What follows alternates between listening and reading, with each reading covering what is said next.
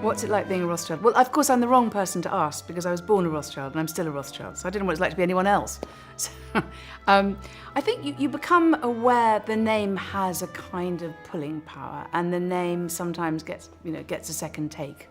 And when I was younger, I found that very off-putting because I didn't feel that I lived up to this extraordinary reputation. I didn't live up to the magnificence. I didn't feel I was particularly good at anything. So I think it took me to get older and to establish my own career then to see it actually as quite an honour, really, to be part of this extraordinary tradition.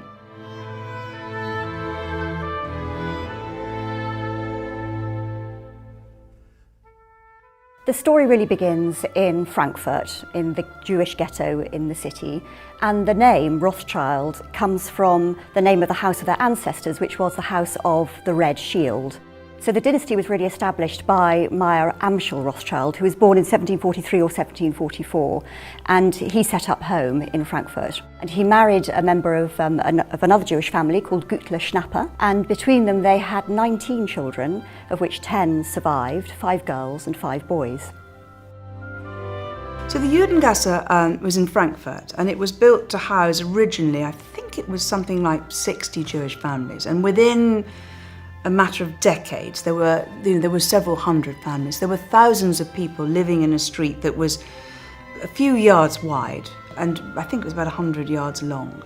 The houses were so densely packed together that light hardly got in there. And now my family, the Rothschilds, lived in a house that was 14 feet wide. So you can imagine it was a very cramped environment. And you can also imagine what the impetus was to get out of there. It's very hard to imagine the extent of the restrictions. They had to spend every night in the ghetto. They had to wear clothing which identified them as Jews, and the parks had outside them a notice saying, "No pigs, no Jews." So it was an incredibly restrictive society, and therefore astonishing that Meyer Amschel Rothschild was able to do what he did. Jews were allowed to deal in coins, and coins were a big thing at that time because you had so many small states in Germany and elsewhere that they were collected. And somehow Meyer Amschel Rothschild became friendly with the Prince of Hesse and succeeded in first selling him coins, and then he was formally appointed as the coin advisor to the Prince of Hesse. So that was the big breakthrough. The business really expanded when Meyer Amschel brought his 5 sons into the family firm. And he did that by keeping one of them, Amschel, in Frankfurt, and the other 4 brothers went out to establish branches of what became the Rothschild Bank in other European capitals. So Nathan went to London, James went to Paris, Salomon went to Vienna, and Karl went to Naples. They were an enormously close family. They, in effect, escaped from the ghetto to those 5 capitals in Europe.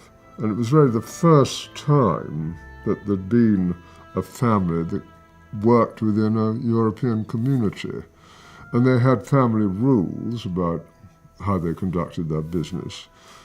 They almost shared everything in the early days and worked together with a brilliant success. The really famous example of a Rothschild success is the way in which they managed to provide cash for Wellington so that he could fund his armies in the run-up to Waterloo.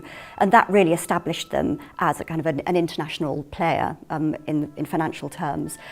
And a lot of that success was rooted in their ability to communicate. They had an incredibly sophisticated network, secret network of communication, which meant that they were able to get news from one brother to the other. So much so, in fact, that the news of Wellington's victory at Waterloo arrived with Nathan 24 hours before the official news arrived with the British government.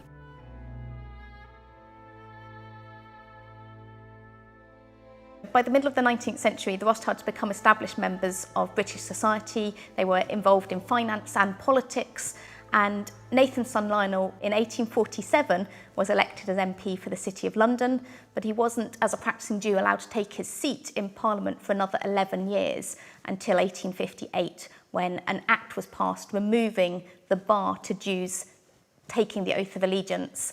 Lionel's son Natty was also very involved in politics. He gave advice to the government on financial matters, and in 1885 he was made the first Lord Rothschild, the first Baron Rothschild of Tring, and in doing so he became the first Jewish peer to take his seat in the House of Lords, following in his father's footsteps, I guess, within the political arena. There's an assumption that most Rothschilds are bankers, because of course that's what we were known for, and of course that's how our fortune was made. But over the centuries we've diversified, and so my grandfather Victor and my great aunt Miriam were very, very distinguished scientists. My great aunt Nika was a terrific kind of jazz patron. My aunts Emma and Victoria are academics. My niece Lily rides horses for England. My sister Beth is a gardener. We're a very, very diverse group. Banking remains, if you like, the thing we're best known for, but it's not necessarily the thing we're most proud of. I think there's a very strong tradition of philanthropy amongst the Rothschild family, and that evidenced itself not only in support of local institutions, but in particular towards good Jewish causes. And that's been a very strong accord between the Rothschilds, I think, even to this day. The family has had lots of different interests in all sorts of different fields. I think the famous ones are probably wine, and of course the ownership of the two great Bordeaux vineyards, Chateau Mouton Rothschild and Chateau Lafite Rothschild, which are still in family ownership, which were acquired in the 19th century. And then there's racing. A lot of members of the family were very keen on the turf and raced horses very successfully. There are quite a lot of classic winners. And of course the art collections, which are possibly the most famous aspect of all, and Waddesdon is a very good example of that, with extraordinary collections of 18th century furniture and paintings, very much in what's called the Rothschild style. The original founding father, N.M. Rothschild, said that Rothschild women could only be employed as archivists or bookkeepers. So that rather narrowed down a woman's role in the family. So they had to find other ways, and one of the ways that they managed was actually to be custodians of the collection, and custodians really of the family's honour, if you like. So if you take this house, Waddesdon Manor, and you think about its history, Ferdinand built it, and the collection was brought together from very different disparate parts of the family. But it was his sister Alice who actually made sure that the collection stayed together. And Alice was an extraordinary woman. She was the person who introduced the very exacting standards. So the collection had to be put to bed over the winter. You could only touch something if you were wearing gloves. And the gardeners lived in terror of her, because she would go down to the borders and tell you, that needs deadheading, or that's the wrong colour pink or something. And she added actually to the collection in her own way. Another great heroine here is Dolly, or Mrs. James de Rothschild, who I knew when I was a child. And they used to kind of call up, Mrs. James is coming. And she would arrive with a pug dog under her arm. And she would walk around the house, and there wasn't a detail that she didn't miss. And actually, it's those standards which those two women instilled in the house, which are still carried out on a day-to-day basis. And it's those standards, I think, which maintain the standard of excellence that we're so proud of here.